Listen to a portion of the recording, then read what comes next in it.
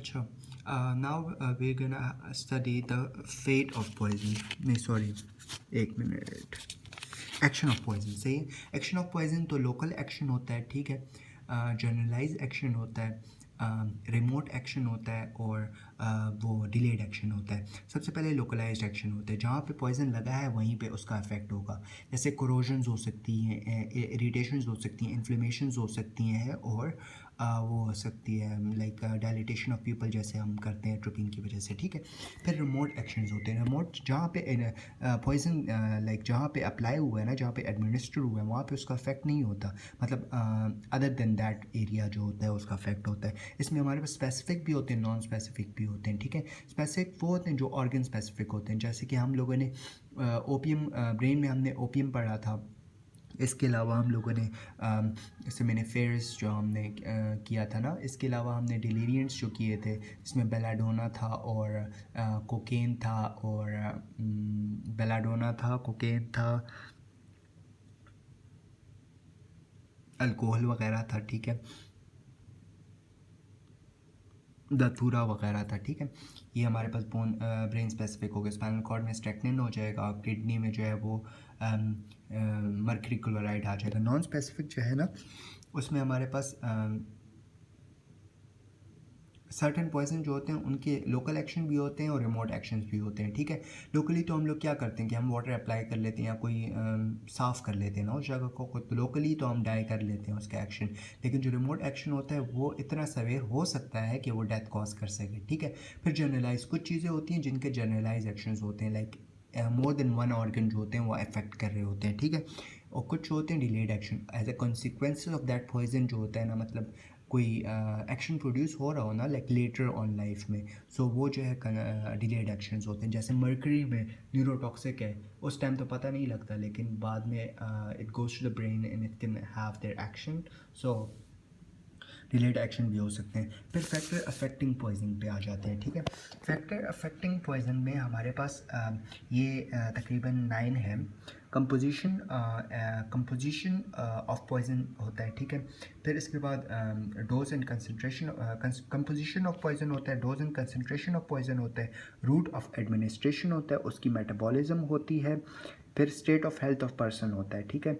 As and maturity आ जाती है, genetic, gender and environmental factors. क्या क्या चीज़ें, कंपोजिशन हो गई, डोज और कंसनट्रेशन हो गई, रूट ऑफ एडमिनिस्ट्रेशन हो गई, मेटाबॉलिज्म हो गया, हेल्थ ऑफ पर्सन हो गया, एज एंड मेच्योरिटी हो गई, जेंडर हो गया, जेनेटिक्स हो गया, इन्वायरमेंटल फैक्टर्स हो गए, ठीक है।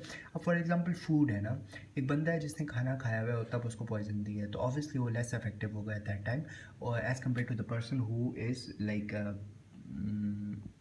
जिसका स्टमक खाली है, ठीक है। अच्छा, इसके बाद हम लोग पॉइजन की डायग्नोसिस कैसे करते हैं ना।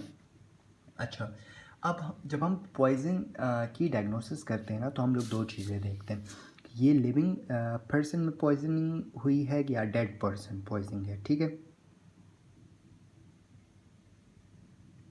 मतलब हमें पता होना चाहिए कि इस पॉइज़न की डेड पर्सन पे क्या साइन एंड सिम्टम्स होंगे और इस पॉइज़न के किसी लिविंग पर्सन पे क्या साइन एंड सिम्टम्स होंगे, ठीक है।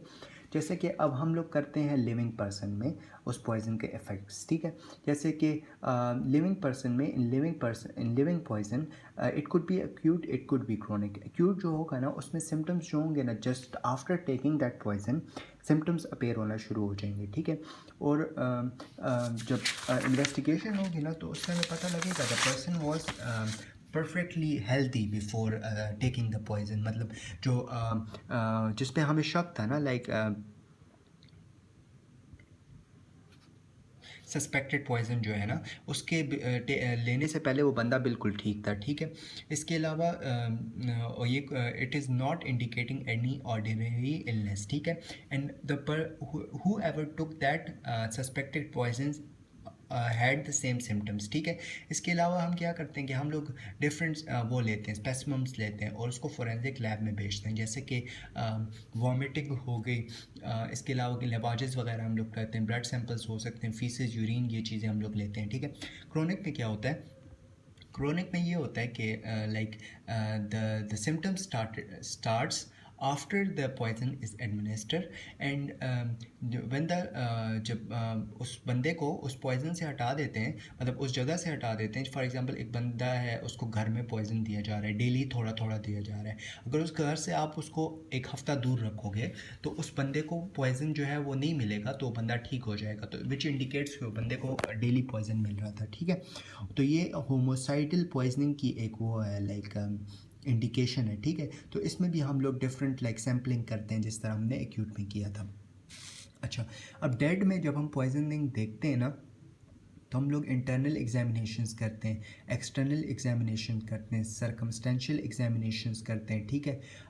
एनिमल पे टेस्टिंग वगैरह करते हैं उस पॉइजन की। इसके अलावा हम लोग केमिकल एनालिसिस करते हैं, लेबॉर्ट्री में भेजते हैं, ठीक है। अच्छा, अब हम लोग करते हैं कि डॉक्टर की क्या ड्यूटी है जब उसके पास कोई पॉइजनिंग का केस आ जाए ना।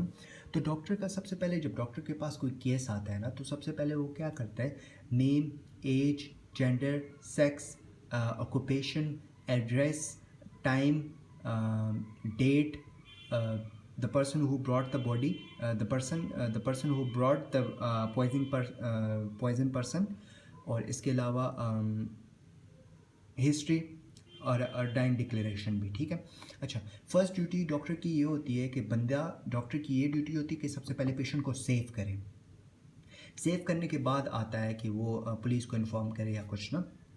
सबसे पहले डॉक्टर ने पेशेंट को सेव कर लिया, ठीक है। इसके अलावा ना, अगर वो डॉक्टर जो है ना, दो केसेस होंगे। अगर या तो वो डॉक्टर गवर्नमेंट एम्प्लॉय है या तो वो प्राइवेट एम्प्लॉय है, ठीक है।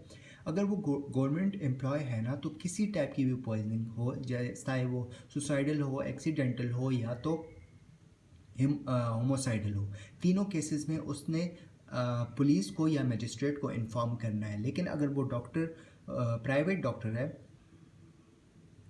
तो वो बाउंडेड नहीं है कि वो पुलिस या मजिस्ट्रेट को इन्फॉर्म करे फॉर सुसाइडल पॉइजनिंग या एक्सीडेंटल पॉइजनिंग, लेकिन उसको होमोसाइडल केस में इन्फॉर्म करना है, ठीक है।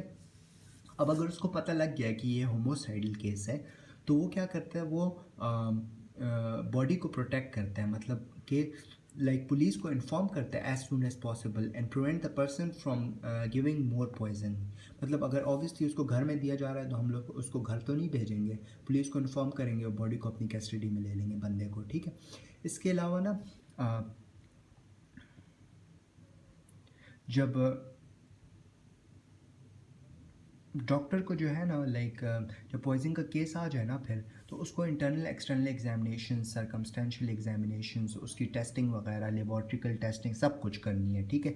अगर बंदा मर रहा है ना, तो उसकी डाइंग डिक्लेरेशन भी लेनी है, लेकिन उसकी डेथ सर्टिफिकेट नहीं पास करना, मतलब नहीं देना, because it's not the duty of the doctor in that case, ठीक है। अच्छा, डेथ सर्टिफिकेट नहीं पास करना, और बस पुलिस को इन्फॉर्म कर लेना है कि वो बंदा मर चुका है, and that's it.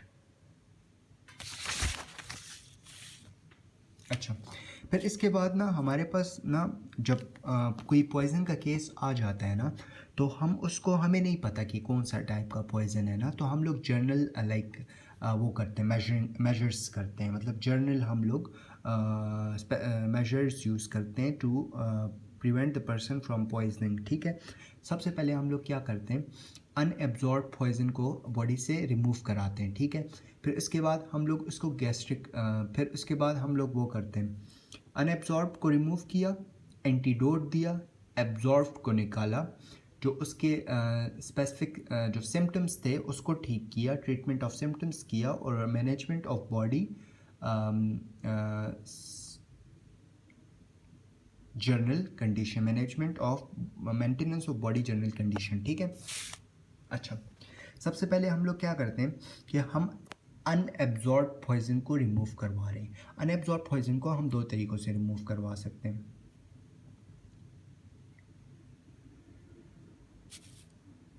Wait a second,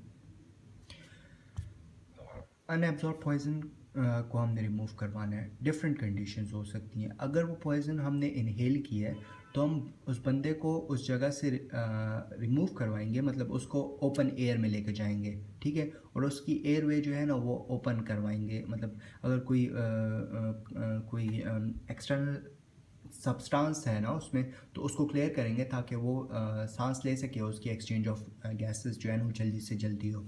और एटलीस्ट 1 टाइम आर्टिफिशियल एस्पायरेशन देनी होती है, ठीक है। अगर कॉन्टैक्ट पॉइजन था, मतलब स्किन पे लगा है, तो उसको वाटर से साफ़ कर लेना है, ठीक है। अगर इंजेक्शन मतलब इंजेक्टेबल था ना, तो क्या करना है कि हमने एक टाइट टॉर्निकेट अप्लाई करनी है, ठीक है, peripheral to the site of injection.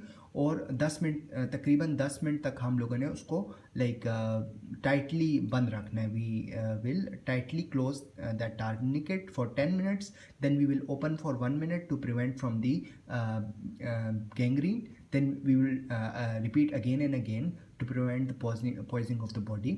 अब फॉर एग्जांपल ये इंजेस्टेड है, ठीक है। इंजेस्टेड में हम लोग अनएब्जॉर्ब पॉइजन को 2 तरीक़ों से निकालते हैं, या तो वॉमिटिंग करवाते हैं या तो हम लोग गैस्ट्रिक लेवाज करते हैं, ठीक है। वॉमिटिंग में क्या होता है, वॉमिटिंग जो होता है ना, किन लोगों को करवा सकते हैं, कॉन्शियस पेशेंट होना चाहिए, कोरोसिव का पेशेंट ना हो, किसी लाइक केरोसिन ऑयल के पेशेंट ना हो, लाइक केरोसिन ऑयल वगैरह उसने ना ली हो, ठीक है, तो हम वॉमिटिंग इंड्यूस करवा लेते हैं, ठीक है। अब हम मैकेनिकली हम वॉमिटिंग इंड्यूस कर सकते हैं और केमिकली भी कर सकते हैं। मैकेनिकली क्या करते हैं कि हम लोग जो posterior portion of the tongue है ना, जो posterior portion of the tongue of the posterior pharynx जो है, उसको हम लोग स्क्रैच करते हैं या कोई ब्लंट ऑब्जेक्ट लेते हैं, उससे जो है ना उसको स्टिमुलस देते हैं। Because of that poisoning vomiting हो जाती है, but it's not that effective. इसके अलावा हम लोग जो है ना वो होम वो यूज़ करते हैं, हाउस होल्ड इमेटिक्स ना। हाउस होल्ड इमेटिक्स में मस्टर्ड हो सकता है, वार्म वाटर हो सकता है और कॉमन सॉल्ट होता है। इसके अलावा हम लोग जो है ना एपिकैक यूज़ करते हैं, एपोमॉर्फिन यूज़ करते हैं, एंड दैट्स इट।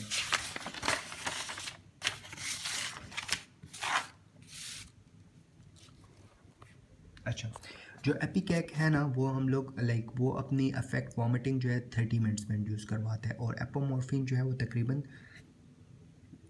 यहाँ पे 3 to 5 लिखा है, पारिक में 1 to 3 मिनट्स लिखा है।